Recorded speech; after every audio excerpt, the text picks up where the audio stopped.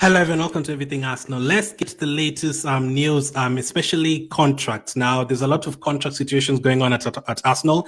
A few players, like 5 or 6 players who, are they going to sign new contracts? Are they going to leave this transfer window? There's some that their contracts are expiring this window. We'll talk about that. Also, the latest on Victor Gyökeres, Thomas Partey, Jorginho, all the latest on them. Will they be here next season? Let's get to it and let's start with Miles Lewis Skelly. What a season the guy has had.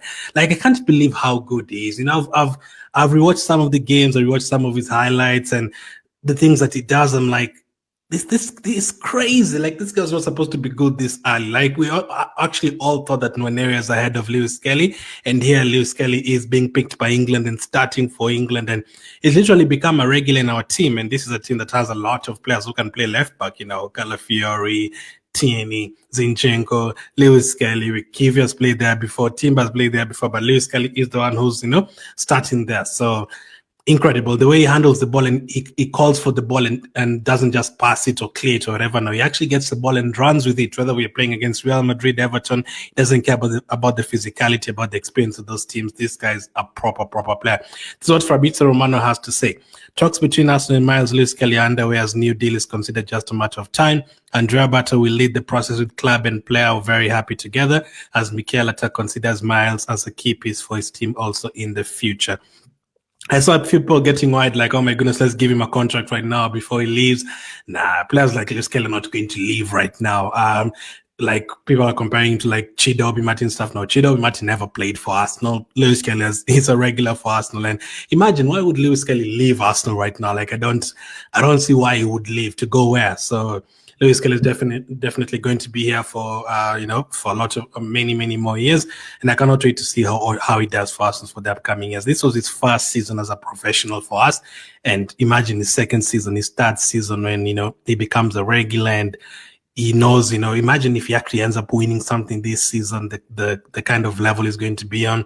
He's going to continue playing more games for England. Like, I'm so excited to see where Lewis Skelly is heading, and the best thing about him on top of that is Lewis Skelly is actually a midfielder and he's playing at left back. So how crazy is that? You can actually think he's a left back, the way he defends very well. I still remember the clearance that he had against Leicester away. That is a game he could easily have gone 1-0 down, but Lewis Skelly makes an incredible clearance in that game. So let's see what kind of contract he gets given. I think they get paid, him and Nwaneri, like less than 10,000 per week or something. Obviously, they are still young, but let's see what happens. Now, Lewis Skelly is not the only player who's currently discussing contracts.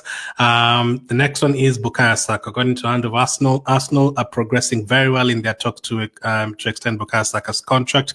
The star is set to become the highest paid player at the club. So deservedly so. I think over the last 5 years, he's been our most consistent player by far. Like, this season, he was so unlucky he picked up that injury, because if you check his numbers in terms of goals and assists, it's always improved like every single season since he started playing for us. This season, I'm sure he would have been like on 18 assists, 19 assists by now. He had 10 by December, and all those games where he missed someone to, create chances for us, all those games that we struggled. Saka would have picked up a few more assists there, a few more goals. Then for him to, he's not even anywhere near our highest paid players, and I think he definitely deserves it. He's still our star boy, but he's not a star boy anymore now. You feel like he's the grown guy in the team. You can see the likes of Nwaneri looking up to him, and this is a player that every time, every single season you see him getting compared to someone new, It's or Rashford was before him, but we were hearing Rashford is better than Saka, and then we were hearing Foden is better than Saka, and then we were hearing Palmer is better than Saka, and then last week we were hearing Rodrigo is better than Saka. Saka is still here doing his thing. Palmer, one good season. Foden disappeared this season. Rodrigo got outshined by Saka in both games, against Real Madrid. So Rashford, Saka's been way ahead of him the last 5 years. So that is just an example. Saka is a player like even in England, like, I can't see anyone taking his right wing position. Like, he's been out for 4 months and there's no one who's been able to, take that position. This is a guy that we need to keep for many years. This is a guy who's very important, not only in terms of open play. You saw the way he was tearing Ipswich apart the other day, and that is a half-fit Saka. That was a half-fit Saka destroying Real Madrid at the Bernabeu. So What a player is, he needs to be, if he gets at the highest paid, I think that will be like 350,000 or something. The highest right now, likes of Havertz and players like that, but Saka definitely deserves to be at the top of that list because can I get it? So Havertz is 280,000, Jesus 265, Odegaard 240, Declan Rice 240. So he could actually end up on 300,000 per week, Bukayo Saka. So he's nowhere near even our top 5 highest paid players. So he definitely deserves to be there. So that is the latest on Bukayo Saka. I'm confident he will sign a contract. No worries with that one. Next up.